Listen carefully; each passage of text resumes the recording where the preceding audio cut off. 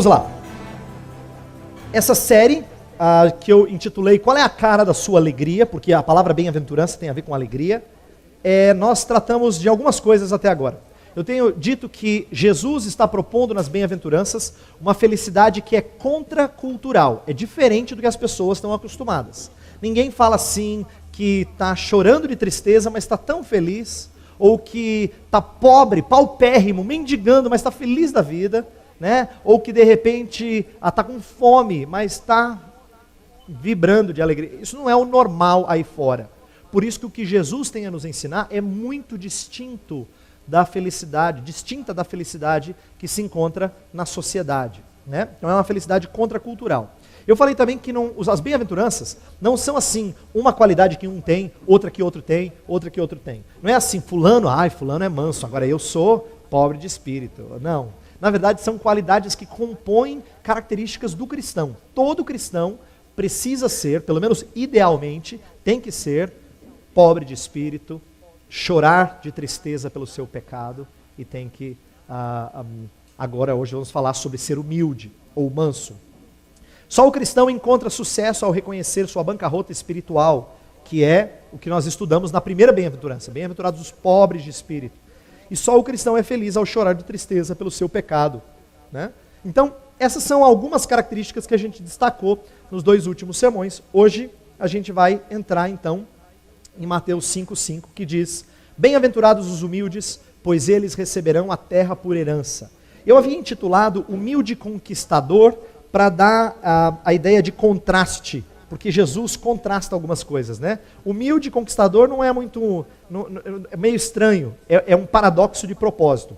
Mas eu vou destacar humilde herdeiro, eu mudei o título aqui, mas vocês vão entender mais no final, porque que depois eu preferi a palavra herdeiro ao invés de conquistador. Então, deixa eu falar de alguma coisa que você e eu temos sido inundados a fazer em nossos dias. Nossos dias parece que tem uma tendência muito forte em várias áreas de fazer uma viagem para dentro. Eu chamei de viagem ao fundo do ser. Veja só, olha a tendência contemporânea. Olhar para dentro de si a fim de buscar força e superar obstáculos. Isso é muito comum hoje em dia. Quero dar alguns exemplos. Músicas, filmes, por exemplo, essa aqui é uma dentre tantas, de inúmeras. Tem uma música da Mariah Carey chamada Hero, já é antiga já, mas ela fala de olhar para dentro para encontrar o herói dentro de você, que é uma tendência bem típica. Os filmes normalmente têm como ponto alto aquela hora que alguém fala assim, vamos lá, você consegue! Essa é a hora que está mais emocionante no filme, né? É a ideia de superação. Por quê? Porque a tendência é você busca forças dentro para você superar obstáculos. Isso na música, nos filmes, saúde, lazer, por exemplo, a ideia de meditações, às vezes é de buscar alguma coisa no seu íntimo, alguma paz no seu íntimo, não fora, mas no interior. Ou terapias, por exemplo, normalmente terapias são pautadas por que ideal? Você olha para o seu interior não só para ver os problemas da sua vida, mas para buscar os recursos para resolver os problemas. Então o seu interior é tanto motivo de dificuldade quanto a chave para a sua saúde mental, para a sua saúde comportamental, assim por diante. A ideia de paz, de você buscar paz dentro, né? Então, a tendência é muito comum. Filosofia e religião, por exemplo. A filosofia fala muito de moralidade como sendo subjetiva. Ultimamente tem se falado não de uma moralidade que todo mundo tem em comum, mas de que se eu faço e eu estou bem comigo mesmo, tá bom, né? Uma moralidade que é muito subjetiva, porque tem como ponto de referencial o seu interior. Algumas religiões têm atraído muita gente, porque falam que dentro de cada um de nós tem uma centelha divina, tem um pedacinho da divindade, por assim dizer. Muitas religiões têm falado isso. Isso mostra que, embora sejam áreas diferentes, veja só, música, filme, saúde, lazer, filosofia e religião, todas têm um ideal parecido. São norteados pela ideia de que você precisa fazer uma viagem no seu interior. Essa é uma tendência muito forte no nosso meio. Agora, olha o que Jesus tem a dizer e como isso é contrastante. O humilde do texto de hoje já fez a viagem ao interior. E ele ficou horrorizado. Por quê? Porque ele reconheceu a sua bancarrota espiritual. E ele chorou de tristeza pelo seu pecado, por ele ver a sua condição. Então, o que Jesus tem a dizer, é nesse sentido que eu quero enfatizar, é muito distinto do que nós estamos acostumados a ouvir e ver na área de lazer, na área de filosofia, de pensamento e outras coisas.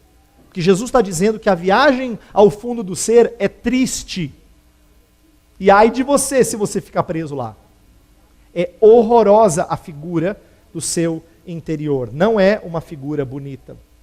Não é uma figura bonita. Então agora a gente precisa entender o que é ser manso. E eu quero destacar isso em contraste com algumas outras coisas que às vezes a gente tem a impressão de ser. Por exemplo, quero começar dizendo que não é. Preciso deixar bem claro, porque eu já disse isso antes, mas eu quero reforçar, que ser manso, e eu estou destacando manso por quê? Porque essa é uma outra tradução para esse verso. A versão atualizada que a gente conhece, edição Almeida atualizada, ela diz bem-aventurados os mansos. E aqui na NVI, que a gente tem escolhido, diz bem-aventurados os humildes. Ambos são corretos, mas enfatizam aspectos um pouquinho diferentes. Eu vou destacar o manso para você entender uma coisa. Quando eu falo manso, humilde, estou tratando da mesma coisa no verso aqui, tá? Mas o que é esse manso, humilde? Primeira coisa, não é uma qualidade natural. Quando eu digo qualidade natural, porque eu tentei destacar no começo dessa série, dizendo assim, olha, eu não vou falar de coisa que você conhece no seu vizinho, gente boa, mas que não quer nada com Cristo. Tem nada a ver. Não tem nada a ver com aquele seu vizinho, gente boa, cara do bem, assim, de família, íntegro. Ele não quer nada com Jesus Cristo, mas ele é uma gente boa. Não tem nada a ver com ele. Porque eu não estou falando de qualidades com as quais nós nascemos. Nós temos algumas pessoas que são mais enérgicas, né? Quando a gente precisa de alguém um pouquinho mais proativo, você até elogia essa pessoa. Mas quando você quer que ele baixe a bola um pouquinho, você fala, meu cara não... sempre querendo fazer alguma coisa. Aí tem aquele outro mais sossegado, você fala, precisa ser assim, cara. Você precisa... Mas é que é natural nele ser mais contido. Alguns de nós são mais contidos, outros de nós somos mais...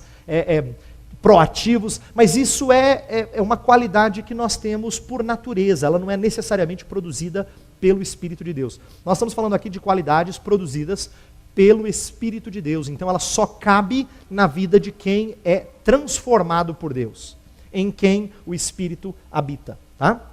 Então não é uma qualidade natural. É possível alguém ser super estourado por natureza, mas por causa da obra de Deus nele ou nela, ser manso ou humilde, tá?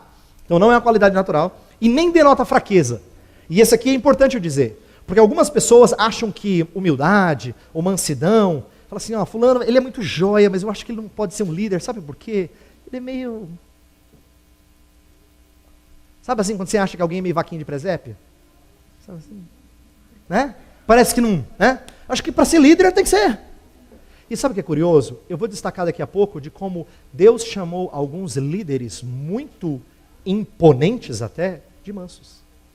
Mansidão não tem nada a ver com fraqueza, com ser, como eu falei, vaquinha de presépio. Não tem nada a ver.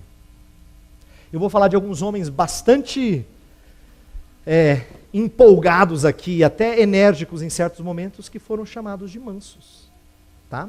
Então, quando você pensar em manso, humilde, não pense em pessoa tímida ou pessoa recatada. Não é isso que Jesus está falando.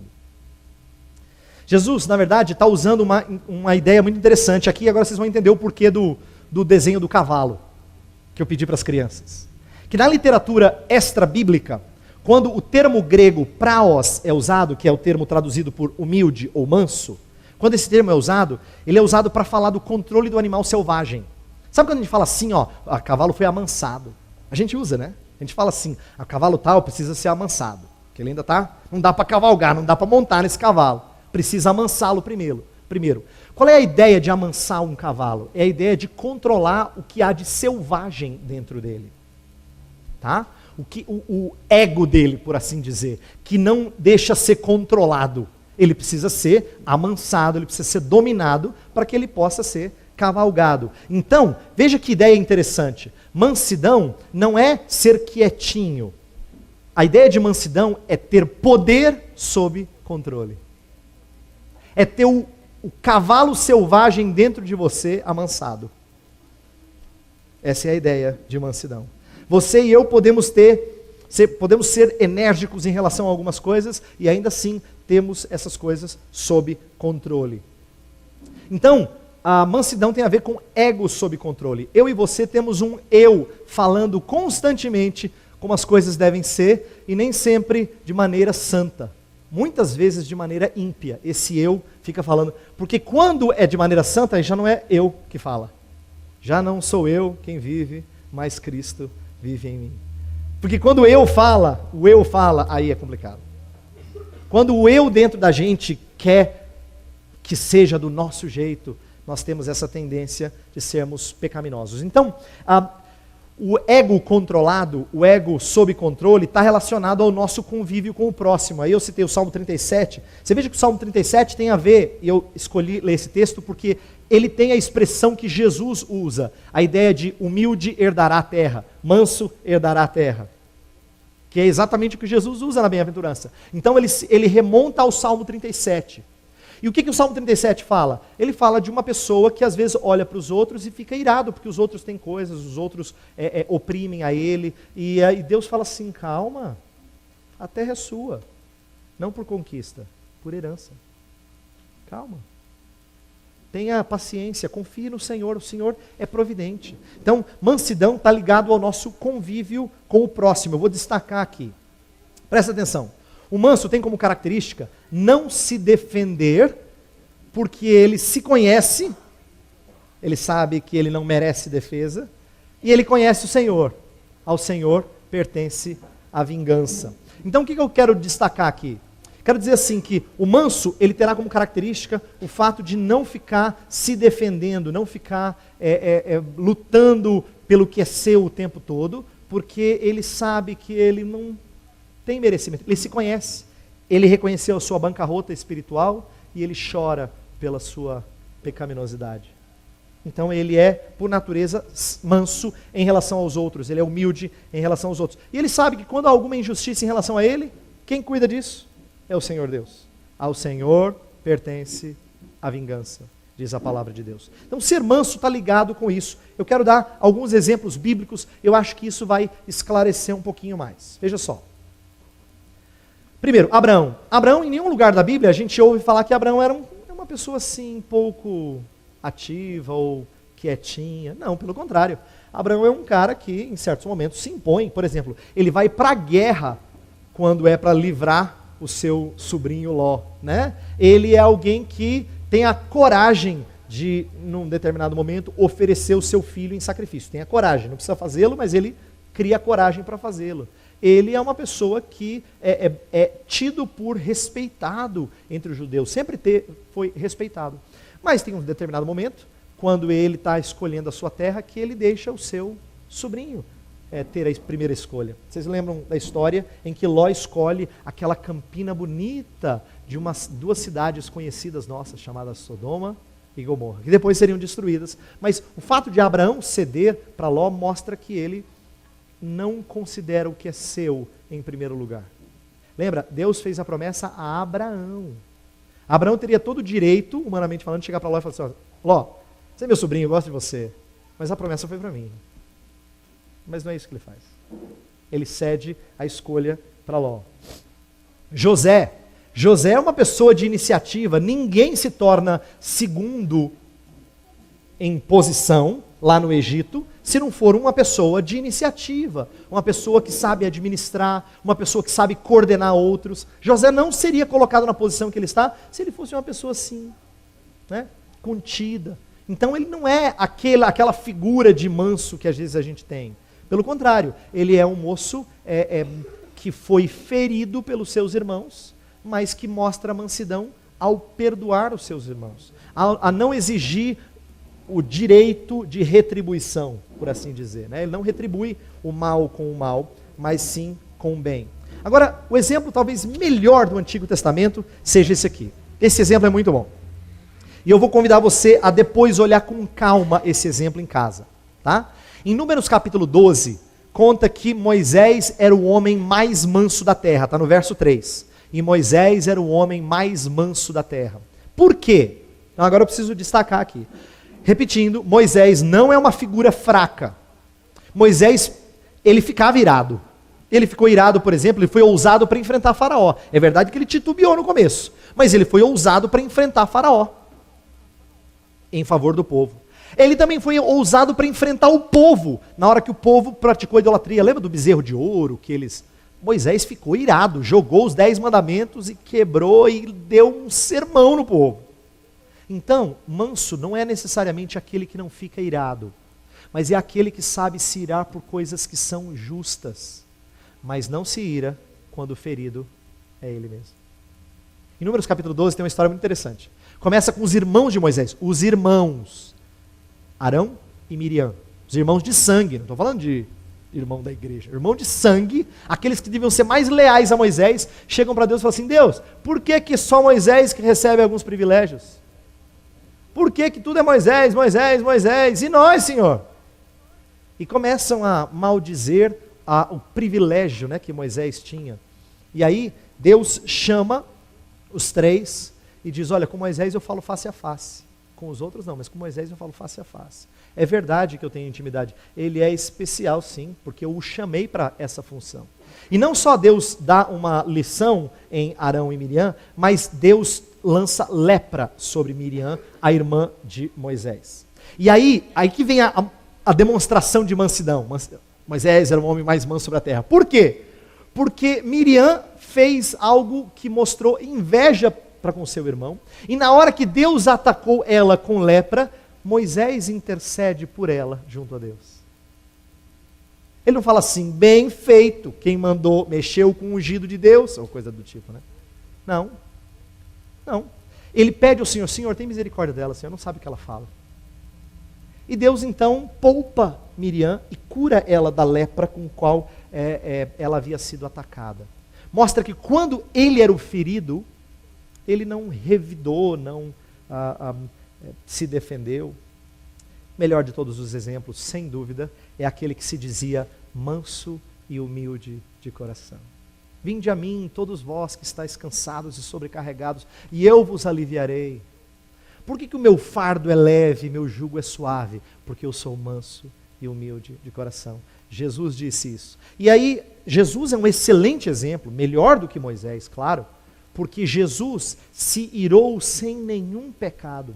Defende a glória do seu Pai lá no templo, tirando os mercadores, tirando aqueles que estavam fazendo do templo um lugar de ganhar dinheiro, mas quando ele é atacado, ele não se defende. Por exemplo, você lembra quando Jesus é preso e ele fala assim, ó, se eu quisesse eu poderia chamar legiões de anjos, mas ele não faz.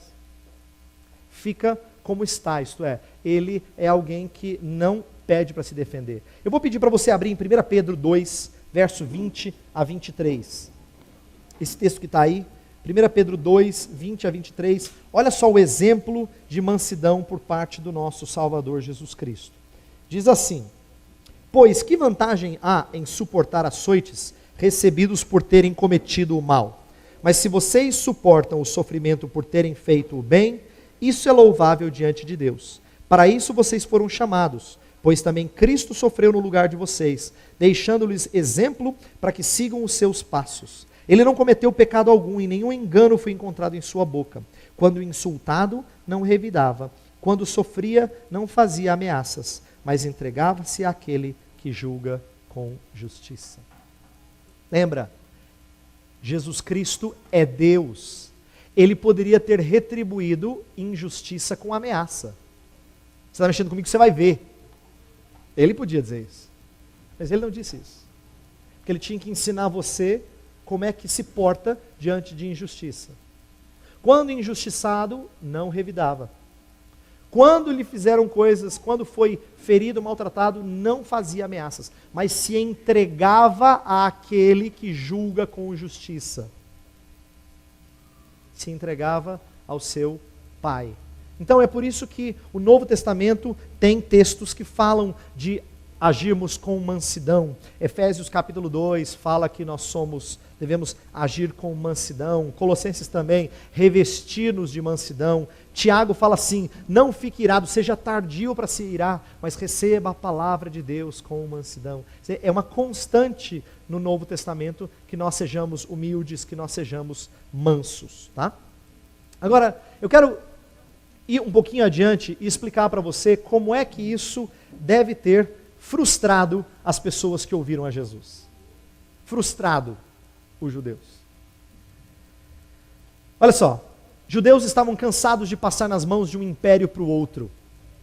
Eu não sei se você sabe dessa história, mas depois que a Babilônia veio sobre o reino de Judá, não deixou de haver controle praticamente sobre os judeus. Passou da mão de um império para o outro, de um império para o outro, de um império para o outro. Teve um momento muito breve de libertação, que foi na revolta dos Macabeus, na época do Império Grego, ou do Império Macedônio, Alexandre o Grande e os outros que sucederam, né? Então teve um momento rápido no 2º século antes de Cristo que os Macabeus conduziram essa revolta, mas foi por pouco tempo.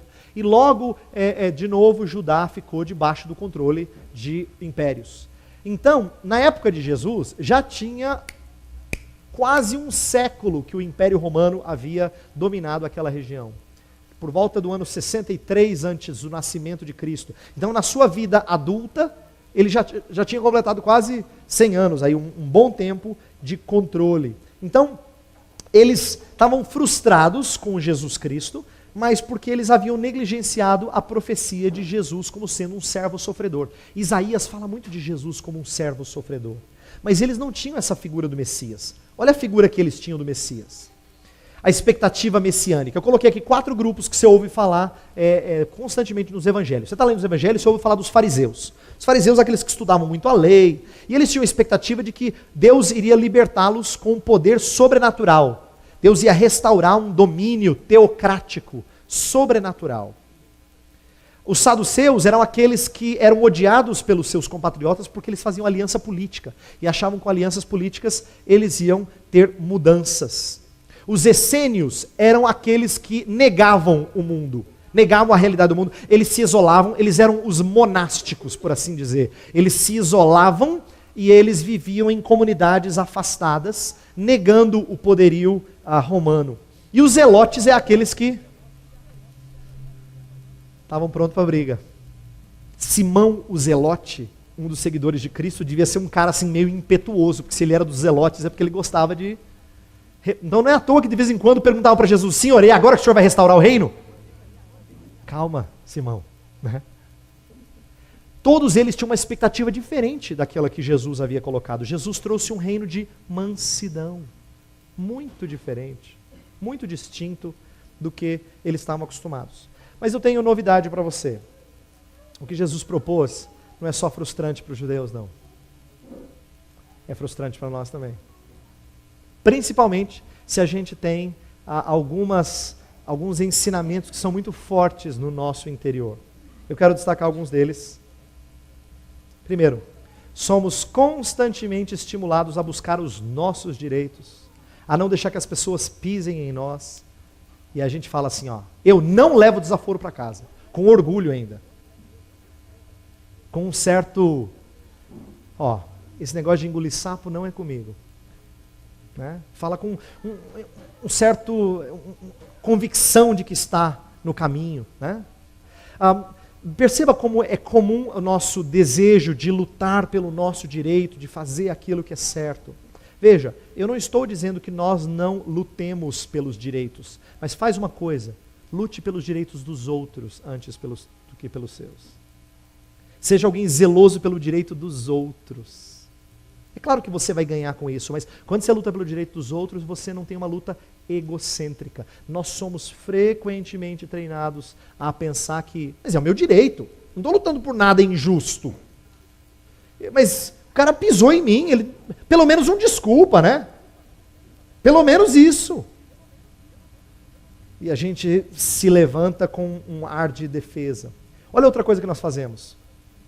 Lutamos pelos nossos ideais, os nossos sonhos, e fazemos o possível para justificar que não estamos sendo egoístas. Olha quanto tempo você passa planejando, ou pelo menos conversando sobre o que você gostaria que acontecesse na sua vida? O que eu aguardo, o que eu espero, o que eu estou planejando, o que eu gostaria que acontecesse, fosse isso.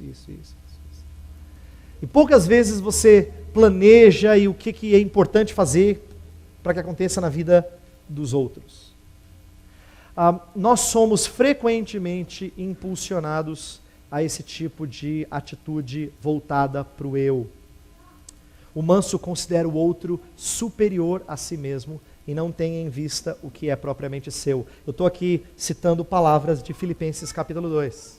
Cada um pense do outro aquilo que convém e tenha o outro como superior a si mesmo. Nós, alguns domingos atrás, nós mencionamos isso numa escola dominical, esse texto, e até houve bastante debate, de que o espírito manso é aquele que considera o outro superior. Não é igual, não.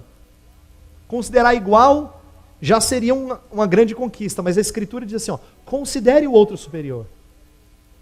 Considere o outro digno de ser cuidado, de os interesses dele serem promovidos. Essa é uma coisa difícil para nós. Por isso que eu disse que o que Jesus tem a dizer não só frustra os judeus dos seus dias, num certo sentido, frustra a gente também, quando a gente está na luta pelos nossos direitos, pelos nossos sonhos. Agora eu vou pedir para as crianças desenharem o segundo desenho. Criança, agora vamos lá. Vira a folha para o outro lado e você vai desenhar agora alguém andando num cavalo num lugar muito bonito. Então vai ser uma paisagem muito bonita e a pessoa não caiu do cavalo agora. Ela está andando no cavalo bonitinho, em cima do cavalo, tá bom?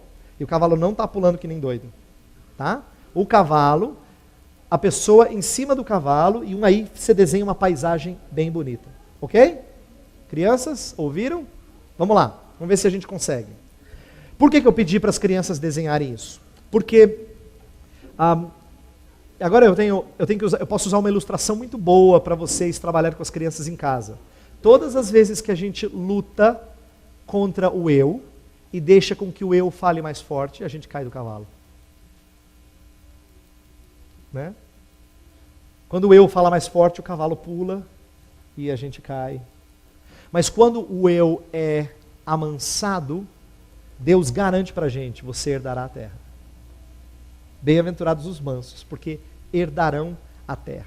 A terra como herança. Olha só, eu quero rapidamente aqui trazer algumas reflexões. Primeiro, nós somos colocados por Deus como gerentes da criação. Isto é, Deus, eu falo assim que nós somos, Deus é o dono da loja e Ele deu a chave para você e disse assim, cuida dela. Cuida da loja. Por quê? Ele falou que nós devíamos exercer domínio sobre a criação. Nós recebemos isso gratuitamente de Deus. Ninguém mereceu isso. Deus não deu o privilégio. Você não tinha nem currículo, mas você recebeu o privilégio de ser gerente da loja mais potente desse mundo. Deus lhe deu esse privilégio. Com o pecado, você acabou esquecendo de uma coisa fundamental. Com o pecado, o homem em geral, ele tenta conquistar o domínio sobre todas as coisas por intermédio de nossos recursos científicos e tecnológicos. Ele quer conquistar, ele quer fazer pelos seus próprios esforços, pelo seu próprio desempenho, sem a orientação de Deus, sem estar no caminho proposto por Deus. E aí eu coloco que a conquista de todas as coisas é de Cristo. Ele é quem nos restaura o privilégio de reinarmos sobre a terra. Para quem já estudou cosmovisão, isso aqui é criação, queda e redenção. Isto é, Deus nos criou para nós aproveitarmos dos recursos desse mundo. Mas por causa do pecado, a gente desvirtua os recursos desse mundo e acha que pode ter total controle sobre ele por conta do nosso esforço, o nosso desempenho. Deus ensina assim, olha, quem lhe dá controle sobre tudo de novo, não é você, é o seu Salvador. Hebreus 2 é um texto que cita o Salmo 8 e depois fala que Ele é quem nos dá esse domínio. E Apocalipse 5 fala que Jesus está compondo um grupo de sacerdotes e reis para reinar sobre a terra. Então, a terra não é uma conquista. A terra é uma herança. Por isso que eu resolvi mudar para o humilde herdeiro. Nós somos herdeiros do que Deus nos concede, do que Cristo conquista por nós. Tudo que você tem, precisa ser feito com menos esforço, talvez, do que outras pessoas empregam. Buscai, pois, em primeiro lugar, o seu reino e a sua justiça. As outras coisas serão acrescentadas. Por que você se preocupa demasiadamente com elas? Por que você se preocupa com os seus próprios interesses? Deus tem terra reservada para aqueles que são dele. Eu quero terminar com algumas coisas para refletir. Esse é meu último slide. Primeira coisa. Orgulho ofusca nosso testemunho, pois faz-nos aparecer mais do que a mensagem que pregamos. Deus quer mensageiros humildes. Por que Jesus fala bem-aventurados os mansos? Ele quer um grupo de representantes de Estado, de embaixadores, que não são soberbos. Ele quer embaixadores que quase que somem de cena, porque eles vêm representar o seu país. Cristo quer ensinar-nos a pregar, a testemunhar de tal forma que nós não apareçamos. O manso, então, é aquele que, na hora que ele vai ser mais destacado, ele some. Lembra da palavra de João Batista? Importa que ele cresça e que eu diminua. Esse é o manso. Orgulho faz-nos criar divisões na igreja. Quantas vezes você já não falou ou já ouviu alguém falar assim, goste de mim do jeito que eu sou. Eu sou assim, você tem que me entender. Não, você não é assim, tem que ficar assim. Você pode ser assim, mas você tem que ser transformada por Deus para ser diferente. Nós somos transformados por Deus. Admitimos nosso pecado diante do Senhor, mas não gostamos que outros nos chamem de pecadores. Isso é uma coisa que eu aprendi com o Dr. Martin Lloyd-Jones, que era um grande pregador, já falecido, mas um grande pregador no século XX. Ele falou assim, olha, mansidão tem tudo a ver com isso. E eu achei que ele acertou na veia. Ele disse assim, a gente faz muito bonita essa ideia de chegar diante de Deus e falar assim, Senhor, eu sou um pecador. Ah, Senhor, eu tenho falhado. Mas se alguém chega na sua cara e fala assim, você é um pecador, você fala, olha, como você fala comigo. Não é? É impressionante. E é uma hipocrisia, né? É uma hipocrisia. A gente chega diante de Deus, na hora que o pastor fala assim, vamos confessar os nossos pecados, você abaixa a sua cabeça, fecha os seus olhos e fala assim, Senhor, eu tenho pecado. Mas na hora que alguém confronta você, aí você não gosta. O manso é aquele que não precisa revidar, porque ele sabe quem ele é. Ele já viu a sua pobreza espiritual. Ele já chorou pelos seus pecados. É por isso que ele é manso. Tá? O manso tem a perspectiva de que mesmo tendo nada, ele possui tudo. Essa é uma frase muito bonita de Paulo. Paulo usa uns paradoxos lá em 2 Coríntios 6, e ele termina dizendo assim, nada possuindo, ou melhor, tendo nada, mas possuindo tudo. Que coisa linda, aquele que não se preocupa com os seus sonhos, com os seus direitos, em conquistar as suas coisas, porque mesmo que ele não tenha nada, ele tem tudo. Os mansos herdarão a terra. Esse é o descanso que o crente tem de tudo aquilo que Deus tem reservado para ele.